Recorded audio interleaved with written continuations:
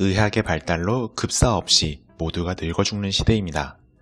하지만 점차 잃어가는 노화에는 모두가 낯섭니다. 인간을 사회 부품 취급한 구빈원, 노인을 죄수처럼 취급했던 요양원, 생명을 연구대상 취급했던 연명치료를 넘어서 존엄한 잃어가기의 호스피스 시대입니다. 수술 및 신체 기능의 점진적 상실을 앞두고 중요시하는 가치를 주변과 대화해두기를 당부하는 책입니다. 책 어떻게 죽을 것인가? 2014년 연속 베스트셀러이자 코로나 시국에도 고민해볼 책입니다. 저자는 하버드 의대 교수 아툴 가완디로 미국 민주당 계열 인물로 2009년부터 2014년 도서가 세계에 큰 영향을 줍니다. 1963년 미국에 이민 온 저자의 인도인 아버지는 미국의 노인 대우를 이해하지 못합니다. 인도에서 노인은 집에서 높은 지위이며 평생 일하며 가족은 그걸 비통해하지 않습니다. 미국은 19세기 중반 핵가족으로 바뀌고도 3대가 오래 같이 살았습니다. 노후 대비 저축이나 식사 배달 따위의 개념이 없었습니다. 하지만 점차 다른 도시의 취업, 원하는 사람과의 결혼이 유행하고 세대 간의 덜 묶일 자유를 노인들도 노부부 혹은 혼자 사는 것으로 받아들입니다. 하지만 저자는 미국의 노인기에 대해 질문합니다.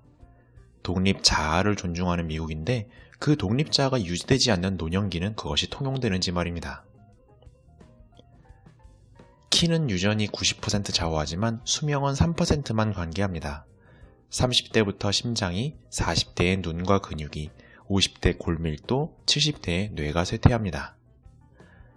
매년 35만 명의 미국인이 넘어진 뒤 가족 또는 요양원에게 의존하게 됩니다. 요양원과 실브타운은 연 3.2만 불이 필요한데 중간 소득은 1.5만 불에 불과합니다. 저자는 65세 이상 인구가 20%인데 은퇴와 노후의 개념이 적절한 건지 묻습니다. 세계는 사각형 인구 피라미드에 대한 대처가 전무합니다.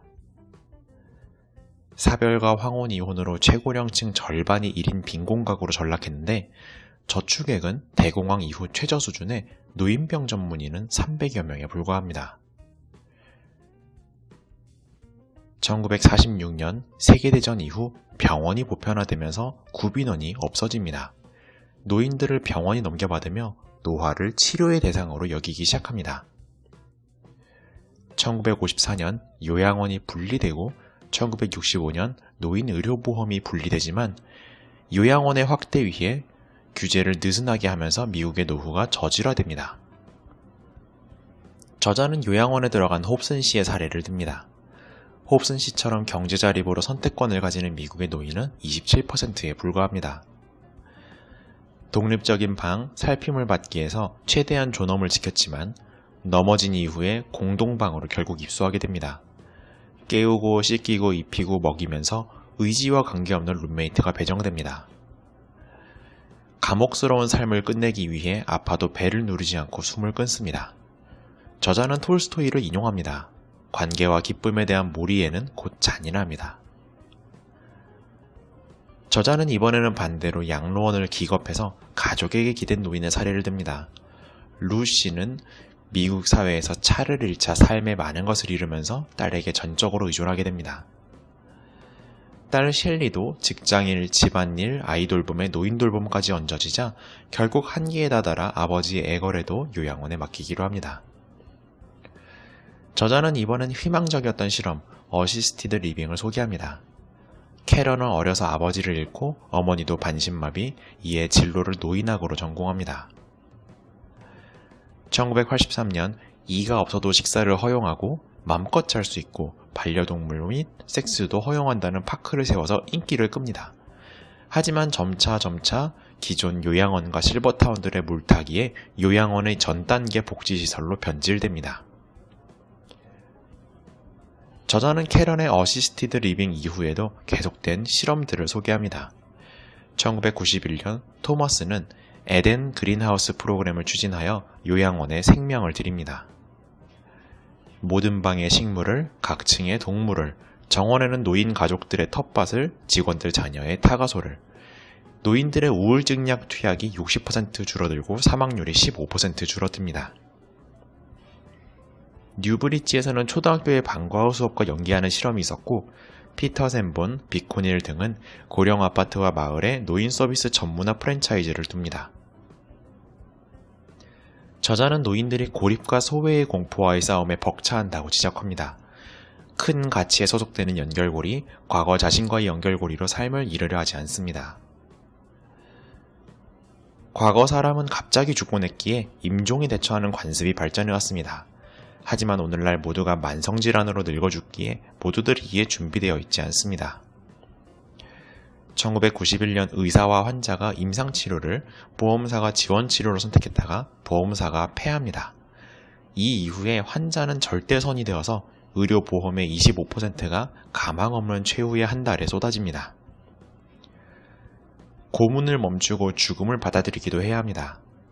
호스피스의 목적은 남은 삶을 누리게 만드는 것입니다. 죽음의 순간을 미리 묻고 가족과 나누는 법을 교육해야 합니다. 치료법의 열거보다 그들에게 가치를 물어야 합니다. 수술 뒤에도 미식축구를 볼 수 있는지 등이 그들에게는 수술의 선택 여부 기준이 될 수 있습니다. 의사는 3단계로 자신의 의견만 제공하기, 다 늘어놓은 뒤 피동적인 선택을 받기, 그리고 환자의 진짜 요구를 파악하는 3단계로 나뉘어집니다. 의학의 4단계도 극빈국은 집에서 죽고, 개도국은 병원에서 죽고, 선진국은 다시 집에서 죽습니다. 저자는 아버지가 매 순간 최선의 선택을 했다며 그 사례를 소개합니다. 먼저 저자의 아버지는 쓰러졌지만 즉각 수술을 받지 않고 우선 생각할 시간을 가지겠다며 집으로 옵니다. 직업을 그만두고도 다른 삶의 의미를 찾아서 삶을 충분히 즐긴 뒤에 일상마저 무너질 무렵에서야 수술을 선택하는 대신에 기준을 세웁니다. 자신은 사지마비가 되느니 차라리 죽겠다고 말입니다. 수술은 성공했지만 점차 몸의 마비는 찾아왔습니다. 저자의 아버지는 요양원 대신에 어시스티드 리빙과 호스피스를 선택하여 천천히 잃어가기를 선택합니다. 저자는 톨스토이의 이반 일리치의 죽음을 인용합니다. 죽음을 앞두고 지인 누구도 자신의 대화를 받아들여주지 않는 고독을 잘 묘사합니다. 인간은 종말을 앞두고 결정권이 타인들에게 넘어갑니다. 가족과 어려운 대화를 미리 나눌 용기가 있어야 자신의 정체성과 가치를 지킬 수 있습니다. 우리는 안전 그 이상의 욕구, 자신의 이야기를 쓸 기회가 본질적으로 중요합니다. 고통 연장의 실수와 가치 있는 삶의 단축 사이에서 우리는 고민합니다. 우리의 궁극적인 목표는 좋은 죽음이 아니라 좋은 삶입니다. 죽음은 피할 수 없지만 인간적인 죽음이 무엇인지 우리는 고민할 시간입니다. 이것으로 책 요약을 마치겠습니다. 감사합니다.